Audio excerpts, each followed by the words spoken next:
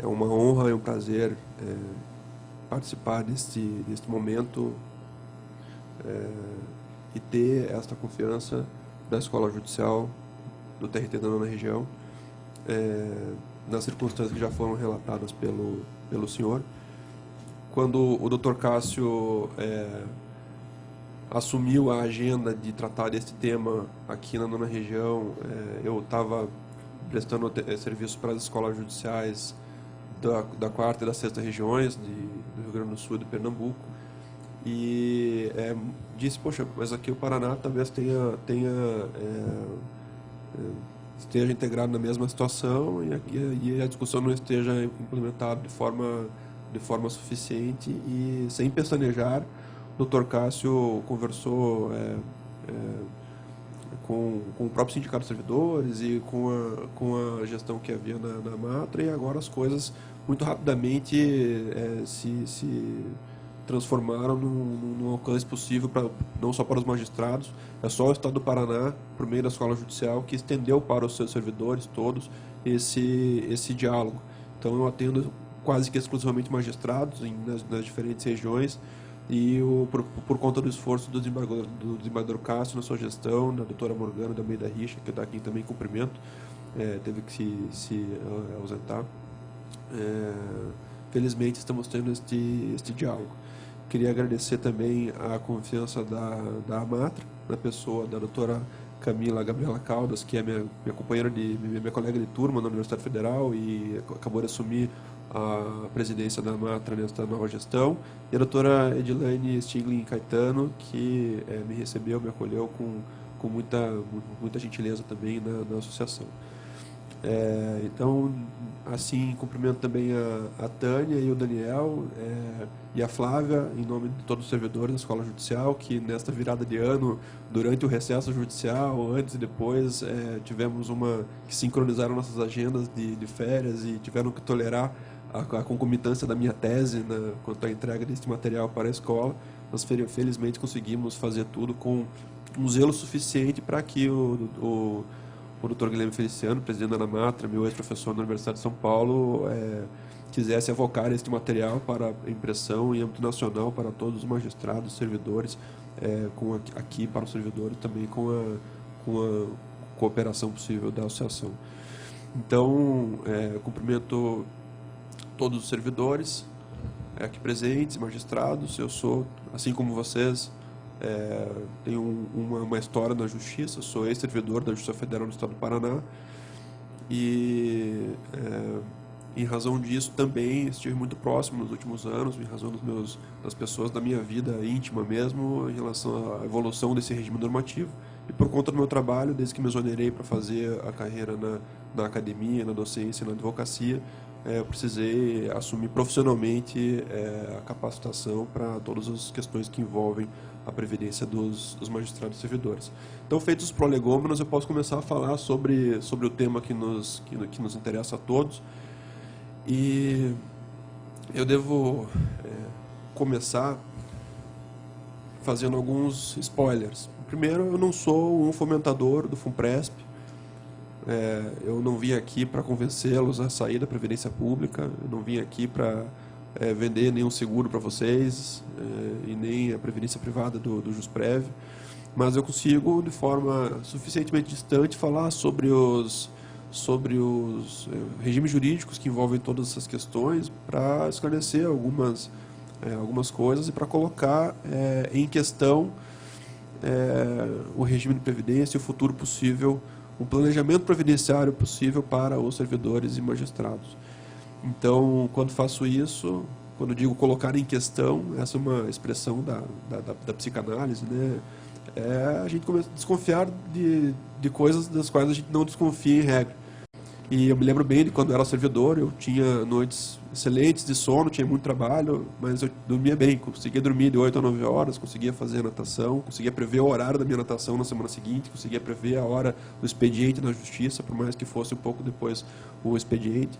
E depois que me exonerei, eu passei a nunca mais saber o que ia acontecer no mês seguinte. Então, uma sensação de segurança jurídica mesmo, que se perde de uma forma muito abrupta quando você rompe o vínculo com o serviço público efetivo.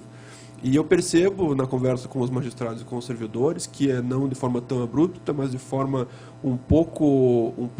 mas com um mal-estar, com uma angústia relativamente semelhante, este é um momento em que se coloca em questão pela primeira vez aquilo que era muito claro e muito caro aos servidores, que era o direito de imparidade e integralidade no regime próprio de servidores. Eu atendo magistrados convictos a abandonar o regime próprio de servidores, mesmo tendo sido nomeados em 1993, 1994, anos antes da emenda 41 de 2003, que deixou de garantir para os servidores nomeados depois dela a integralidade e a paridade. Então, para colocar em questão essas situações, essas conversas que nós temos feito com os servidores e com os magistrados, a gente tem um roteiro proposto para pensar nas possibilidades. Então, quais são os riscos de permanecer no regime próprio de servidores públicos? Quais são os riscos de permanecer no regime próprio com e sem a eventual promulgação da PEC 287 ou de outra emenda que venha a lhe suceder? Quais são os riscos de eu migrar para um regime de previdência complementar?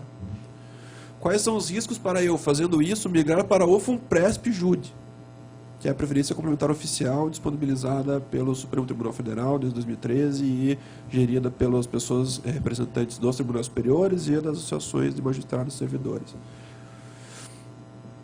Qual é o risco de eu colocar espontaneamente contribuições complementares só para o FUNPRESP, ou também diversificar, colocando um pouco no FUNPRESP-JUDE, ou não fazer nada disso, porque eu não quero nunca mais que o meu dinheiro chegue perto do governo federal, por conta de todas as coisas que a gente vê nesse momento de instabilidade política. Eu quero colocar o meu dinheiro no banco, na previdência privada, que eu sei quanto vai render, que eu sei que não vai quebrar, e assim por diante, porque eu vejo postales quebrando, eu vejo o fundo da Caixa quebrando. Quem é que vai cuidar desse dinheiro no FUNPRESP-JUDE? Então, eu preciso começar a percorrer este caminho, analisando todos esses riscos, para depois começar a falar sobre o regime jurídico, que envolve a previdência complementar propriamente dita, e em comparação com os regimes jurídicos da previdência privada e eventualmente dos seguros, para talvez dizer que não se trata de coberturas que compitam entre si, mas que talvez sejam coberturas suplementares uma em relação à outra. Então, eu começo tratando dos riscos de permanecer no regime próprio de servidores públicos. Então, eu percebo que as associações regionais, eu atendo hoje a 4ª, 6ª, 9ª, 10ª e 17ª regiões trabalhistas, fora a PAJUF, aqui no Paraná dos Servidores do Judiciário, e a Nacional dos Juízes Federais e Trabalhistas, como o Dr. Cássio já disse. O que eu percebo quando as associações oferecem esse trabalho para os associados é que as pessoas, no final de carreira, não se consideram destinatárias deste problema, porque eu tenho integralidade, eu tenho toda a solidez do regime jurídico constitucional, e a emenda que vier vai me garantir o meu direito de integralidade e paridade. Então, as questões que se colocam o governo terá condições de pagar os benefícios, tendo em vista o déficit da Previdência? E aí eu respondo, sempre com impressões, porque a gente não sabe como as coisas vão acontecer, a gente não desconfiava que as coisas que estão aconteceriam 10 anos atrás, mas eu posso tratar, tendo em vista os estudos que tenho feito, desse tema com alguma segurança. Então, e para fazer como último spoiler, como último prolegômeno, eu tenho que dizer que eu terminei de escrever, enquanto fazia este material, uma tese de doutorado na Universidade de São Paulo, criticando a privatização da Previdência Social, dizendo que a privatização da Previdência, da qual o saldamento do regime próprio com o transporte para o FUNPRESP, dos servidores públicos para o FUNPRESP implica, se trata desse processo de privatização, e fiz uma crítica desse processo. Então, eu sou orientando o professor Jorge Sotomayor, colega da Valdete Souto Severo, nós temos uma posição ética, política muito crítica em relação a todo esse processo, mas eu preciso fazer um trabalho profissional de entregar para os servidores e para os magistrados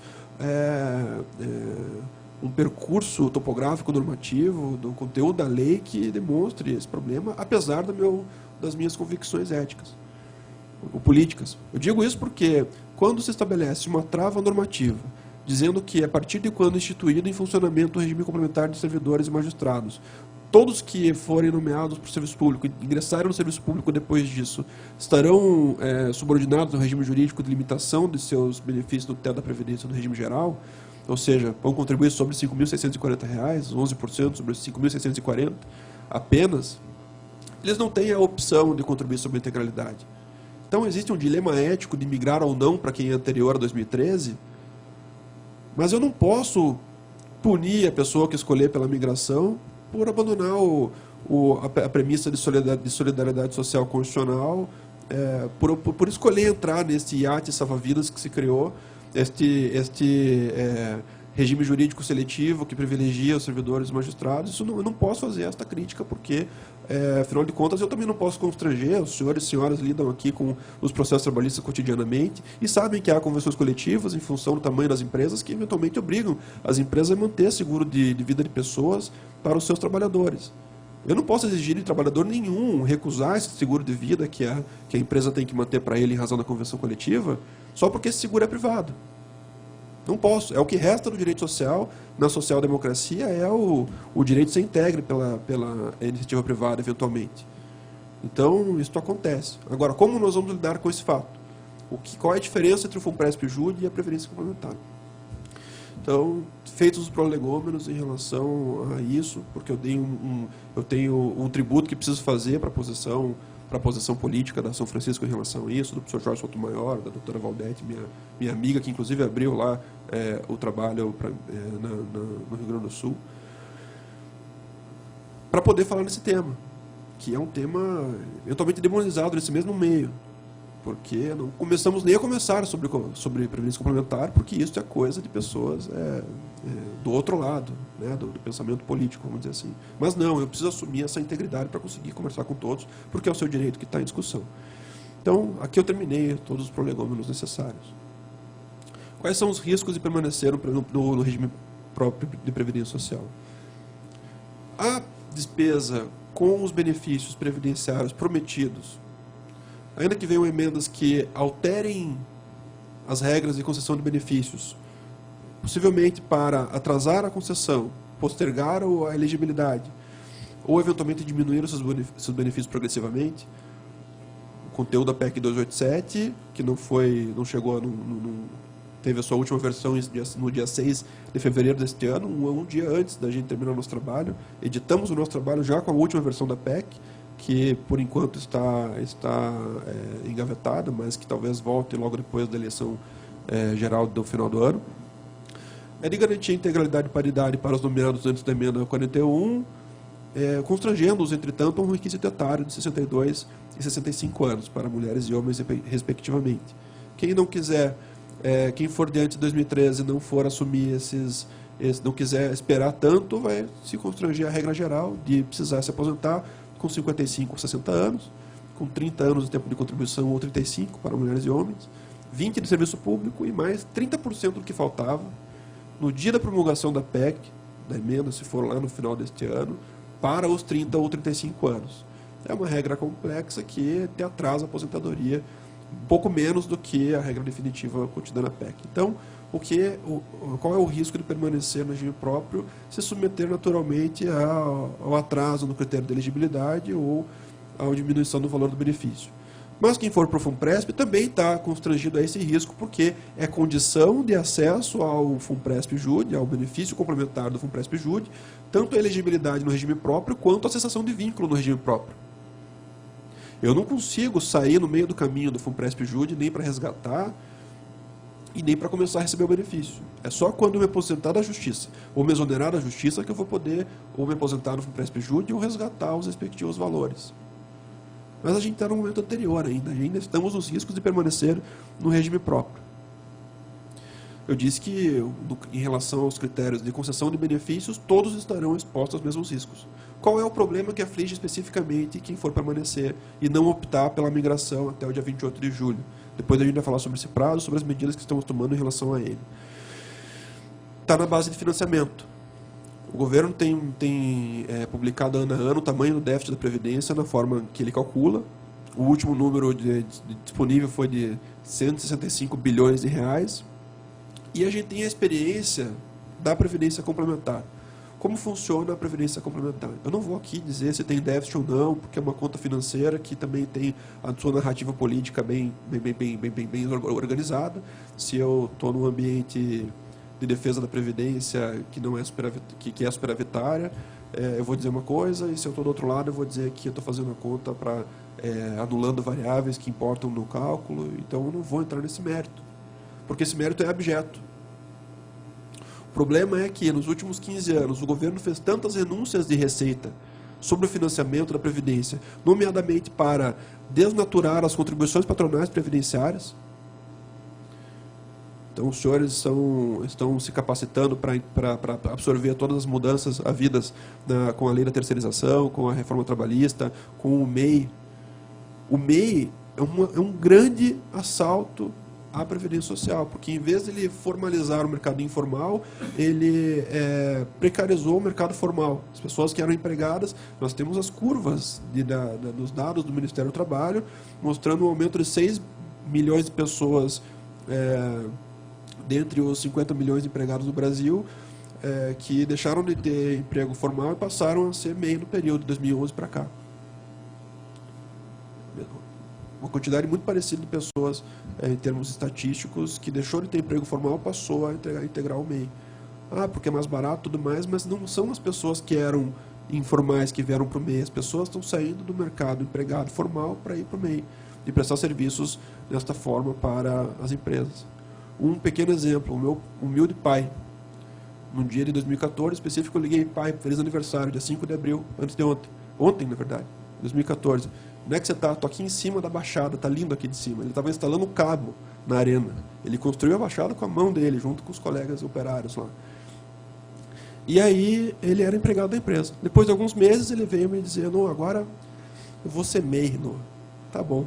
E aí, no mês seguinte, ele estava no Rio Grande do Sul, instalando cabo para a Companhia de Energia Elétrica Rio Grandense, como MEI daquela mesma empresa da qual ele era empregado antes. Ou seja, ele passa 3 meses ou 6 por mês sem contribuir. Quando contribui é 5% sobre o salário mínimo e não tem a contribuição do patronal. Esse é um pequeno exemplo dentro de um grande mar de situações que autorizam juridicamente a renúncia de receita da Previdência, com renúncia de centenas de bilhões de reais por ano do orçamento da Previdência Social. Então, uma ilustração possível é que, se havia uma discussão que tinha mais ou menos mérito em relação ao déficit da Previdência, o fato é que, com todas as renúncias que foram feitas, de fato, se eu não tinha uma conta muito clara na perspectiva financeira, que é o encontro de contas de um ano específico, eu tenho um problema atuarial sério na Previdência mesmo, porque eu sei que a arrecadação vai cair muito na forma como as coisas se organizaram, a arrecadação lá do regime geral. E o que é que o magistrado ou o servidor tem a ver com isso? Porque em 2013 o magistrado ou o servidor passaram a contribuir, aqueles que ingressam depois de 2013, sobre o valor limitado no teto do INSS. Em razão disso, a gente sabe como o retrato da justiça muda. Quem é servidor aqui há 20 anos sabe o quanto a justiça mudou de lá para cá. A gente vê a justiça como algo, às vezes, porque a gente convive muito com as pessoas, cotidianamente e tudo mais, de repente alguém se exonera, alguém sai, alguém se aposenta, alguém entra. Então é como uma floresta. Você vê ela uma semana, ela está muito parecida, mas se você volta dali um ano, a árvore cresceu muito, outra foi cortada e assim por diante. O retrato da justiça muda. E daqui a 20 anos só vão ter pessoas, vão ter mais da metade das pessoas nomeadas depois de 2013, sustentando os benefícios de quem optou ficar no regime próprio. Então é uma base de contribuição que vai diminuir, vai exigir mais do Tesouro, e em razão disso exigir mais do regime geral, que por sua vez já também está com uma renúncia importante de receitas. E aí você vai me dizer: não, então você quer dizer que com o enxugamento do Estado, a diminuição do Estado, o Brasil não vai conseguir pagar o benefício dos servidores? Eu digo que vai conseguir. Só que existem mecanismos para que o financiamento se readecue, e, via de regra, esses mecanismos implicam a solidariedade entre os participantes. O que eu quero dizer com isso, para chegar nessa primeira conclusão, é que o risco fundamental de quem decidir permanecer no regime próprio será aumento de contribuições na atividade e na inatividade. Então, o governo Temer já tentou, em novembro, dia 30 de outubro, com a MP 880, se não me engano, aumentar de 11% para 14% a contribuição no que excede ao teto da Previdência Social. O ministro Lewandowski sustou os efeitos dessa medida provisória, liminarmente, mas não custa nada para uma reforma que vier depois da PEC 287 implicar o estabelecimento de uma contribuição extraordinária na qual todos paguem no ano que vem o prejuízo do ano passado. Então eu lanço em janeiro o meu resultado do déficit da Previdência, 1,65 bilhões. Então todo mundo vai pagar. Então são os 11% que a Constituição limita, aí eu crio a contribuição extraordinária de equacionamento de déficit, que hoje já é prevista para a Previdência Complementar na Lei 108 de 2001, Lei Complementar 108 de 2001, e que já implica, em razão de toda essa improbidade administrativa que houve nas grandes estatais, o pagamento, além da contribuição normal, para ativos e inativos. Do Correio, por exemplo, 17,83%. 25,03% do pessoal da Caixa. Ativos e inativos, sobre a base salarial. Eu confisco, mas isso é uma diminuição excessiva do valor do benefício quanto da inatividade. Quem decidir migrar para o FUNPRESP não fica sujeito a essa variação, porque diminui a sua base de cálculo previdenciária, não fica sujeito a essa variação de alíquota, nem na atividade, nem depois da inatividade. Tudo bem, se você quiser ficar no regime próprio, eu não sou a pessoa que vai te dizer que isso está certo ou está errado. Eu não sou um conselheiro. Eu venho aqui eu vou onde vou para trabalhar essas variáveis todas, para que sua escolha seja uma escolha esclarecida. Porque quando não há palavra circulante, não há esclarecimento suficiente. Então, o risco fundamental de permanecer no regime próprio é de ser repassado para o servidor o custo do déficit da Previdência, que sai esse custo dos empregadores do regime geral das empresas e passa a ser para os próprios beneficiários, para os próprios servidores. No regime geral é pior ainda, porque os trabalhadores que viram MEI, se eles quiserem contribuir com um salário mínimo para o Banco do Brasil durante 40 anos, eles vão receber 60% do salário mínimo. O sujeito que ganha R$1.000, paga 5% do salário mínimo para o MEI, e consegue, ainda assim, com muito esforço, pagar 10% do salário mínimo para o Banco do Brasil, que é o intuito dessa privatização e criar um mercado de previdência privada, esse sujeito vai ganhar menos de 62% do salário mínimo lá na frente. E isso te contribui por 40 anos.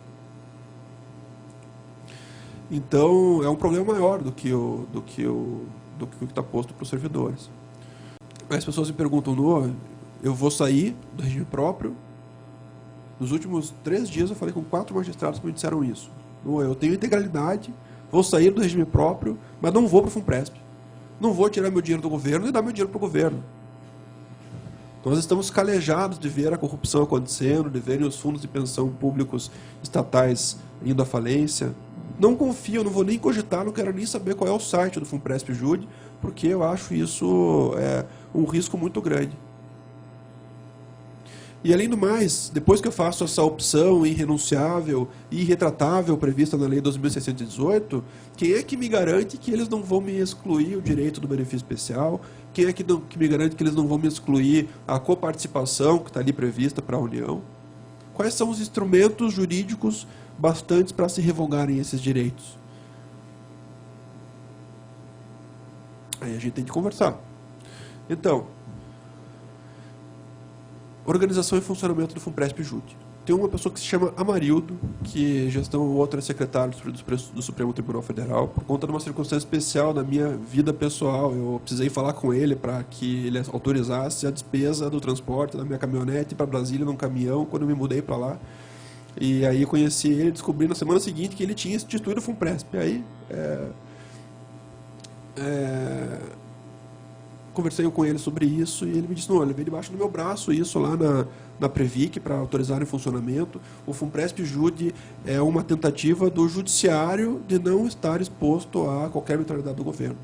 As pessoas que estão na gestão são representantes dos tribunais superiores e dos servidores e magistrados, dos patrocinados e patrocinadores e patrocinados, que não estão sujeitos à sazonalidade política do governo executivo, do Poder Executivo e do Poder Legislativo. O mandato é de 4 anos, sim, das cadeiras do FUNPRESP Jude, mas essas pessoas não são nomeadas, não são indicadas pelo Executivo nem pelo Legislativo. São pessoas da confiança estrita da alta magistratura lá nos tribunais superiores. E aí o papel importante das associações, das escolas, das entidades representativas nas regiões para fiscalizar o trabalho de quem está lá em cima, lá em Brasília, no ambiente central, fiscalizando o trabalho do FUNPRESP-JUDE para que os investimentos sejam bem feitos e assim por diante. E aí tem a política de investimentos deles. Tudo bem. Então são pessoas que presuntivamente podem ter deferida uma confiança um pouco maior, porque são vinculadas mais diretamente ao judiciário e porque, como todos os atos precisam ser transparentes, se aparece uma pessoa com um interesse que não seja exatamente público, ou da coletividade que está representada no plano, isso fica evidente no contexto. Então é difícil de ter algum tipo de desvio. As coisas que aconteceram na Operação Greenfield, por exemplo, investimento num projeto em GVIX, e daí os fundos de pensão, entre outras empresas empreiteiras, colocaram lá alguns bilhões de reais para levantar silos no porto do Rio Grande, no Rio Grande do Sul, silos que não existiam e nunca existiram porque eles pegaram dinheiro para eles e fizeram as outras coisas. 70 e poucos bilhões de reais estão sendo cobrados na denúncia que o Ministério Público Federal fez contra os gestores na época. Não tem espaço para acontecer isso, esse tipo de conluio no FUNPRESP-JUDE, porque são pessoas nomeadas que prestam contas para os tribunais superiores. E para a própria ANAMATRA, para a JUF, para a ANAF também, que é dos procuradores federais, e assim por diante. Então, aí você vai perguntar, tá, não, mas essas pessoas são bem, mas vai que tem um lá que é viciado em jogo. Vai que tem um lá que aposta no cassino. Vai que tem um lá que não dorme nunca, então ele quer, operador financeiro, quer usar o meu dinheiro na bolsa de Tóquio de madrugada. Veja, no FUNPRESP-JUDE a pessoa não tem acesso ao seu dinheiro. Existe uma entidade custodiante, que é um grande banco, uma entidade financeira, que recebe as ordens do Conselho Deliberativo, e só isso. É uma conta individual no seu CPF, no CPF do participante, que fica lá funcionando. Então, ninguém consegue pagar a conta de luz para daí pegar o dinheiro de novo no dia que recebeu o salário para devolver lá, no FUNPRESP-JUDE. Não estou fazendo defesa do FUNPRESP-JUDE, não estou fazendo fomento para o fundo do FUNPRESP-JUDE, mas preciso esclarecer que é uma estrutura nos fundos de pensão que funciona porque não existe a disponibilidade do patrimônio do fundo para a gestão do fundo. O único risco é um investimento mal feito em título que não funcione, e aí a responsabilidade é dos gestores. Então, aí vem a lógica do mercado financeiro, AAA, AA, risco maior, o menor de inadimplência dos títulos de crédito que são negociados pelos fundos e assim por diante, e a devida conferência pelos gestores das garantias que são oferecidas para o pagamento desses títulos. Eu precisei me capacitar também em mercado financeiro, no direito civil, dos contratos que envolvem esse mercado, e precisei ir a fundo nisso para poder fazer o trabalho que eu faço, para poder instituir em 2014 a Previdência dos Médicos do Paraná, fizemos isso. Um dos menores fundos de pensão do Brasil, é gerido por um time muito forte lá de Santa Catarina. O Jefferson Krafschichin foi membro do CNJ, e o filho dele e a filha dele são advogados notáveis de Santa Catarina, meus parceiros nessa empreitada aqui com a Associação Médica do Paraná em 2014, e eu precisei entender toda essa regulamentação para poder conversar com os médicos sobre isso na época. Então, para apertar a conversa nesse aspecto, para dizer que eles não conseguem gastar o seu dinheiro. É diferente da Previdência da Caixa, da Previdência do Banco do Brasil, nada contra, mas é porque, em regra, são os bancos onde se recebem os salários do Serviço Público Federal. Mesma coisa no Bradesco, no Itaú, assim por diante, em que eles te prometem um retorno, um benefício no futuro, mas eles fazem o que eles quiserem enquanto isso, com o seu dinheiro. Eles podem resolver financiar o projeto de um hotel que pode ser ou não embargado em Itacaré, na Bahia. Eles podem oferecer empréstimo consignado para servidores ou para pessoas aposentadas do regime geral. Eles podem oferecer esse dinheiro para o limite de crédito do cheque especial de alguém, ou eles podem usar esse dinheiro para quem está na inadimplência do cartão de crédito, e assim por diante. A única coisa é a responsabilidade de entregar depois o dinheiro prometido com uma rentabilidade específica lá. Então, o seu dinheiro é virtual. Você tem um crédito, mas não é por isso que o seu dinheiro está parado. Ele está sempre se movimentando dentro do banco. Esse risco é muito maior da previdência privada do que no FUNPRESP, porque lá o seu dinheiro não gira assim, ele é alocado conforme esses critérios. Tá, Noah, mas tudo bem, vamos supor mas e a rentabilidade disso? Não cheguei aí ainda, porque ainda estou falando nos riscos do FUNPRESP. Então, quanto à organização e funcionamento, não acho que seja o caso de tanto ceticismo, porque é uma instituição que é confiável, principalmente porque tende a crescer, com uma grande adesão que está acontecendo nesse ano de magistrados e servidores, a crescer a fiscalização deste trabalho do fundo de pensão. E quanto à alocação de investimentos, essa pressão também é grande sobre eles, então eles tomam decisões bastante conservadoras. Então isso também não parece um problema, porque neste momento, porque se eles tiverem problemas é porque todo o país teve problemas, e aí vai ser um problema da economia macro, como aconteceu em 2008, quando os fundos de pensão não estavam olhando para a pouca densidade da garantia dos contratos de crédito imobiliário que haviam, dos financiamentos imobiliários nos Estados Unidos, que foram mal ressecuritizados, e daí as casas eram vendidas para pessoas que não tinham renda e ficaram devendo, todo mundo ao mesmo tempo, lá suas hipotecas, e aí teve todo esse efeito dominó que aconteceu. Então, 400 bilhões de reais de fundos chineses ficaram esvaziados por conta de maus investimentos de crédito imobiliário americano. Então, o Conselho Monetário Nacional Brasileiro não permite que essas coisas aconteçam, porque os investimentos não são internacionais, não são com desse tipo de risco, são em títulos, enfim, mais bem classificados. Mas se isso acontecer, acontece com todos, e daí o que aconteceu em 2009 foi que o governo precisou cobrir esses fundos. Então, o risco que há no regime próprio de permanecer é um risco que será a todos imposto, que vai ser dirimido por quem sair, porque vai ter uma base contributiva menor. O risco de ir para o FUNPRESP é um risco que será a todos imposto, porque é um risco de fiscalização da gestão e um risco da fiscalização da qualidade dos investimentos que eles fizerem. Então, não tem por que eu confiar mais ou menos no Banco do Brasil e no FUNPRESP Júlia, é o mesmo risco dos dois. Mas o Banco do Brasil tem 184 anos, tudo bem, concordo.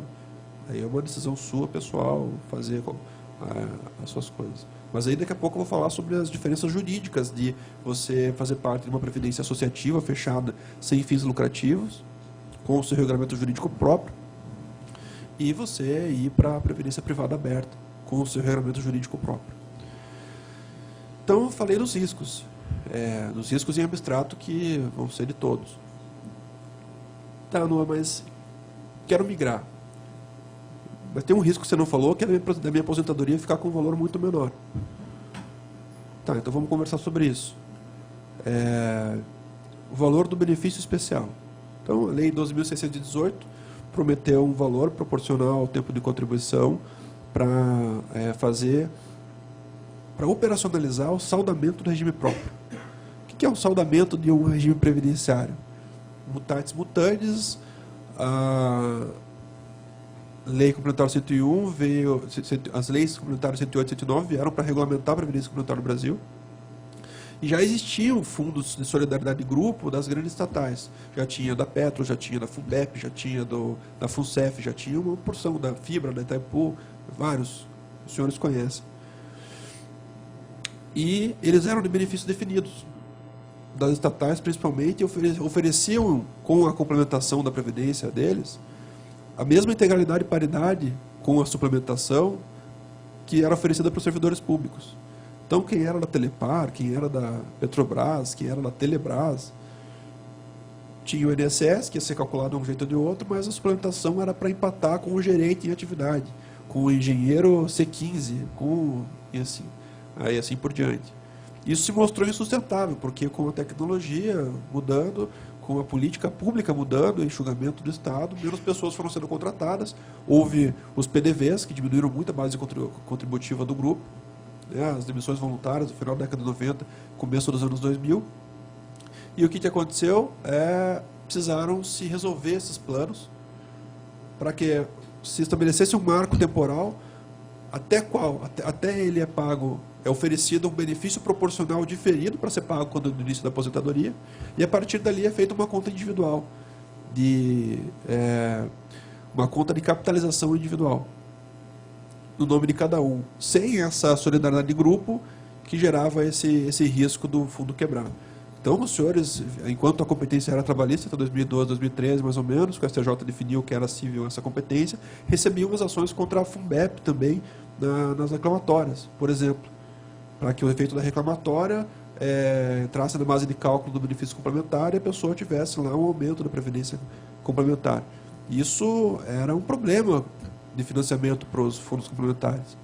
Então, por conta disso, para se extinguir essa solidariedade de grupo, se criou, então, essa lógica que é obrigatória, inclusive, hoje, para os fundos complementares, inclusive para o FUNPRESP-JUDE, de capitalização individual.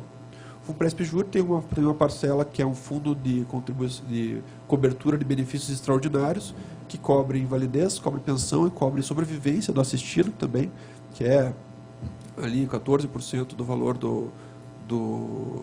da contribuição, sobre o qual eu vou falar daqui a pouco também, mas e isso é em grupo a solidariedade, mas a parte principal, que é a reserva acumulada normal, é individual.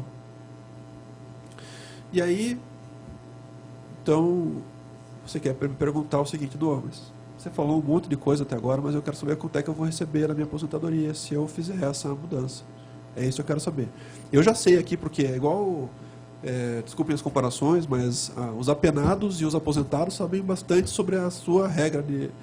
Então, o sujeito que está lá em Piraquara com o 121, parágrafo 3º, ele sabe o que é o 233, ele sabe o que é cada um com o seu problema específico, o 155, lá na matéria criminal, e na aposentadoria, a pessoa que está ali batendo sabe, não, eu sou 65 anos, para mim preciso de 15, falta mais um, e a pessoa chega te contando a situação dela. E eu, então tá, já me falou tudo, eu não preciso nem começar a conversa, me diz aí que assina embaixo aí, então. Mas enfim, as coisas ficam menos claras com base nesse pluralismo jurídico que se cria. Então, de ouvido, o que chega no servidor, o que chega no magistrado, para quem fizer a migração, vou receber o teto do INSS, mais esse valor proporcional do benefício especial, mais o que se acumular no FUNPRESP-JUDE. É isso? Basicamente. Mas, para começar a conversa, agora, então, a composição do benefício em caso de migração. Não é o valor do teto do INSS que vai ser ali pago. Para começar a conversa. Só lhe vai ser pago o teto do INSS, o valor equivalente ao teto do INSS pelo regime próprio, se você tiver direito ao coeficiente de 100% e se a sua base de remuneração empatar com esse limite máximo. Quais são os riscos aqui? Se passa uma PEC e você não quer trabalhar 40 anos, o teu coeficiente pode ser menor. Porque a PEC vai dizer assim, não, é de 25 anos a 40 anos uma proporcionalidade que começa com 70% e vai a 100%. Se você quiser se aposentar com 35 anos de contribuição, se tiver direito na regra transitória, isso vai lhe tirar 12% lá mais ou menos, do 12,5%, 5 anos antes dessa base até o limite do INSS. Então não é esse dinheiro e mais o que vier depois. É um valor com base nesse dinheiro, que depende do seu coeficiente de cálculo. A segunda parcela, para quem fizer a migração para o regime complementar, até o dia 28 de julho, com base na Lei 13.328, que reabriu o prazo que tinha sido previsto, que também era de 24 meses, na Lei 12.618,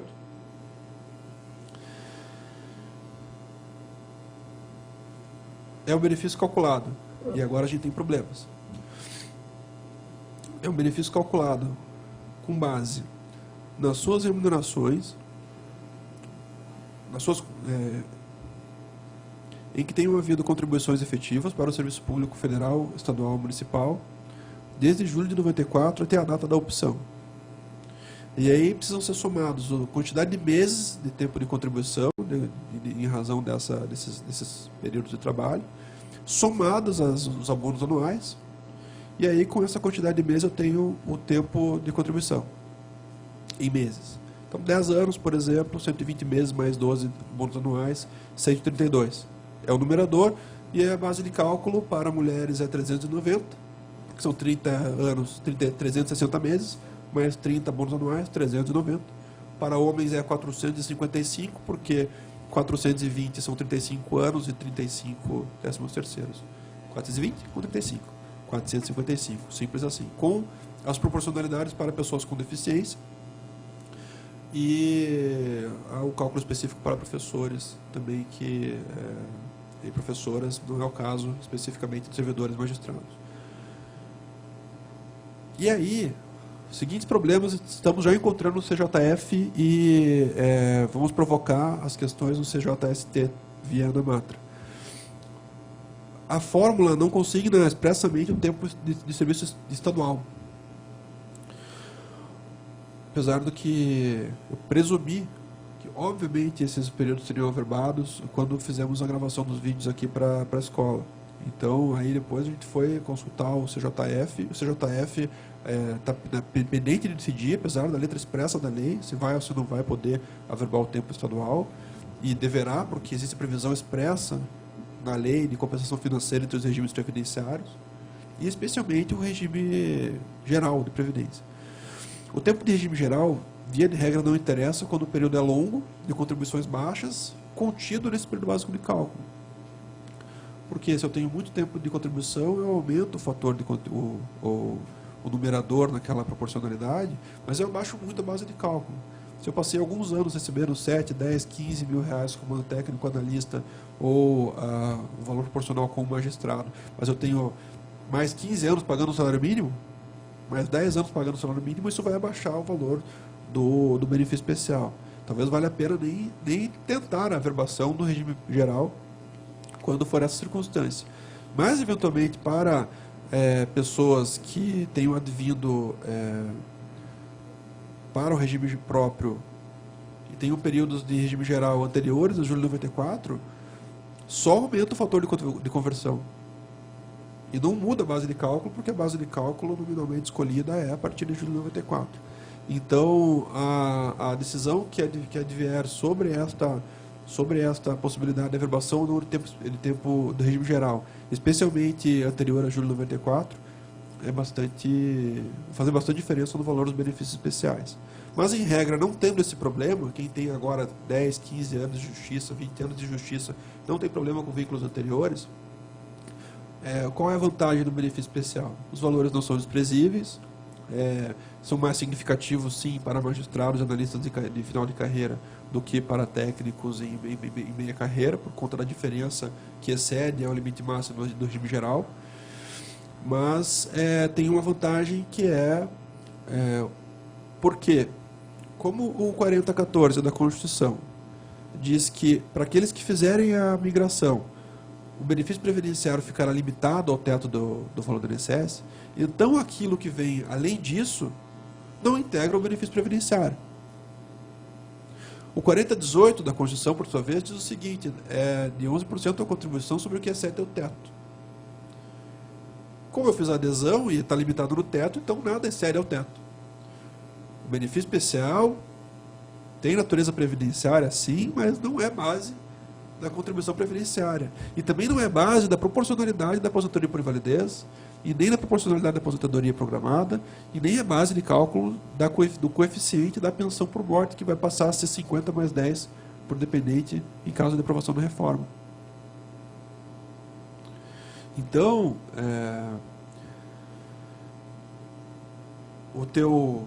a tua defasagem em caso de necessidade de aposentadoria por invalidez ou pensão também é menor, porque diminui a base de cálculo e o valor do benefício especial fica nominalmente garantido em razão da escolha. Se, por exemplo, você tem um benefício de 40% por invalidez, você tem esses 40% no teto do INSS, mais o valor do benefício especial cheio, que lhe foi prometido. Sem incidência da contribuição previdenciária, porque isso não integra a base de cálculo,